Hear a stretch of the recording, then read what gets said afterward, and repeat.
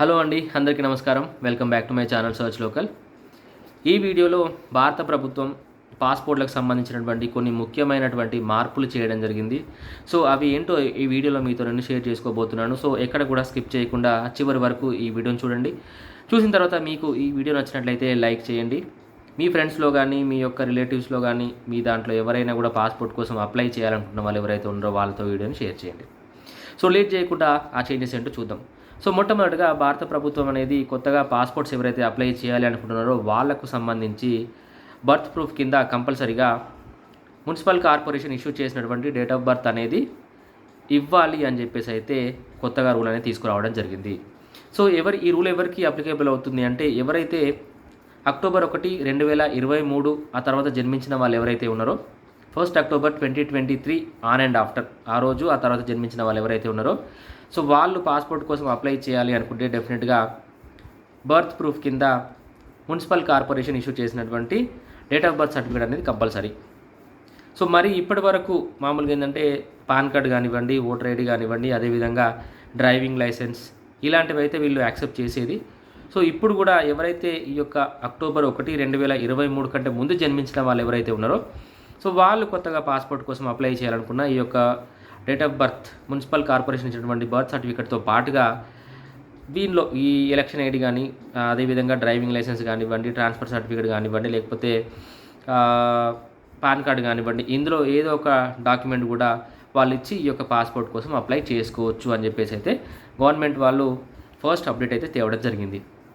So రెండవ ముఖ్యమైనటువంటి change ఏంటి పాస్పోర్ట్లో వాళ్ళు తీసుకొచ్చింది అంటే, పాస్పోర్ట్ లోపల మనకు మామూలుగా ఏంటంటే ఫస్ట్ పేజ్ లోపల నేమ్, సర్నేమ్, అదేవిధంగా డేట్ ఆఫ్ బర్త్, జెండర్, దాంతోపాటుగా ఇతరత్ర అంటే like date of expiry, date of issue, so ఇలాంటి డీటెయిల్స్ అన్నీ పాస్పోర్ట్ ఫస్ట్ పేజ్ లోపల ఉండేవి. లాస్ట్ పేజ్లో ఉన్నటువంటి డీటెయిల్స్, అడ్రస్ ఏదైతే ఉందో అడ్రస్కు సంబంధించినటువంటి డీటెయిల్స్ అనేది ఇక నుంచి ఉండవు. సో ఇప్పటి నుంచి మరి ఈ యొక్క అడ్రస్ ప్లేస్ లోపల వీరు ఒక బార్ కోడ్ అయితే ఇంప్లిమెంట్ చేయబోతున్నారు.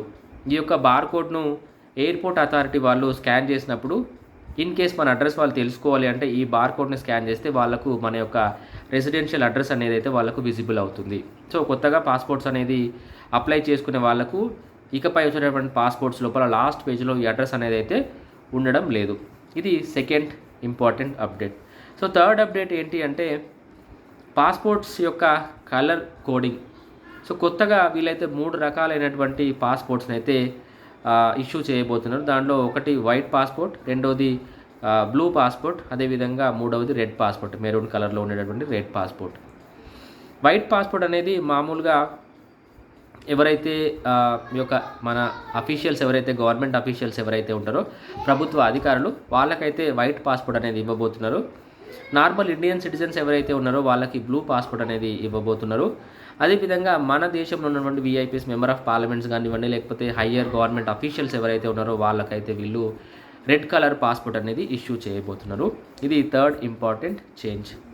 ఫోర్త్ ఇంపార్టెంట్ చేంజ్ ఏంటి అంటే పేరెంట్స్ నేమ్ అనేది ఇకపైన పాస్పోర్ట్ లాస్ట్ పేజీలో వీళ్ళైతే ఇవ్వడం లేదు. సో ఇంతకుముందు లాస్ట్ పేజీలో మనకు అడ్రస్, రెసిడెన్షియల్ అడ్రస్తో పాటుగా father name, mother name, spouse name అనే డీటెయిల్స్ కూడా ఉండేవి. సో ఇప్పుడు ఈ యొక్క పేరెంట్స్ నేమ్స్ కూడా ఈ యొక్క లాస్ట్ పేజ్ నుంచి వీళ్ళైతే తొలగించబోతున్నారు. సో దీనివల్ల ఏమవుతుందంటే మన పర్సనల్ ఐడెంటిఫికేషన్ థెఫ్ట్ ఏదైతే ఎప్పుడైతే ఇలాంటి ఇన్సిడెంట్స్ ఎప్పుడైతే జరుగుతాయో, ఇలాంటి థెఫ్ట్ అనేది జరిగినప్పుడు మన అడ్రస్ కానీ, మన యొక్క పేరెంట్స్ నేమ్స్ కానీ వాళ్ళకి విజిబుల్ అవ్వకుండా ఉండడానికి ఈ యొక్క పేరెంట్స్ నేమ్ అనేది వీళ్ళైతే లాస్ట్ పేజ్ నుంచి డిలీట్ చేయబోతున్నారు. అదేవిధంగా సింగిల్ పేరెంట్ ఎవరైతే ఉంటారో వాళ్ళకు కూడా ఇబ్బంది అనేది ఉండదు అని చెప్పేసి గవర్నమెంట్ వాళ్ళు ఆలోచించి ఈ యొక్క పేరెంట్స్ నేమ్ అనేది దీని నుంచి డిలీట్ చేయబోతున్నారు. Last and final fifth update ఏంటి ఈ యొక్క పాస్పోర్ట్కి సంబంధించి అంటే, దాదాపుగా ఇప్పుడు మన దేశంలో 442 పాస్పోర్ట్ సెంటర్స్ అయితే ఉన్నాయి. వీటిని నెక్స్ట్ 5 years లోపల 600 పాస్పోర్ట్స్ సెంటర్స్కి అయితే వీళ్ళు పెంచాలి అని చెప్పేసి అయితే గవర్నమెంట్ వాళ్ళు ఆలోచిస్తున్నట్టుగా వీళ్ళు ఇచ్చినటువంటి అప్డేట్స్. సో ఈ 5 ముఖ్యమైనటువంటి అప్డేట్స్. ఒకటి, ప్రూఫ్ ఆఫ్ బర్త్ కింద మున్సిపల్ కార్పొరేషన్ ఇష్యూ చేసినటువంటి డేట్ ఆఫ్ బర్త్ ప్రూఫ్ కంపల్సరీగా సబ్మిట్ చేయాల్సి ఉంటుంది. ఇది ఎస్పెషల్లీ అక్టోబర్ 1, 2023 ఆ తర్వాత జన్మించినటువంటి వాళ్ళకి. అదేవిధంగా పేరెంట్స్ నేమ్ మరియు అడ్రస్ అనేది పాస్పోర్ట్ లాస్ట్ పేజ్లో నుంచి వీళ్ళైతే డిలీట్ చేయబోతున్నారు. అదేవిధంగా 3 రకాలైనటువంటి white, red and blue colour passports అయితే ఇష్యూ చేయబోతున్నారు. అండ్ పాస్పోర్ట్ సెంటర్స్ని వీళ్ళు ఎక్స్పాండ్ చేయబోతున్నారు. సో ఇవ్వండి ఈ వీడియోలో మీతో నేను షేర్ చేసుకోవాలనుకున్నటువంటి ముఖ్యమైన అప్డేట్స్.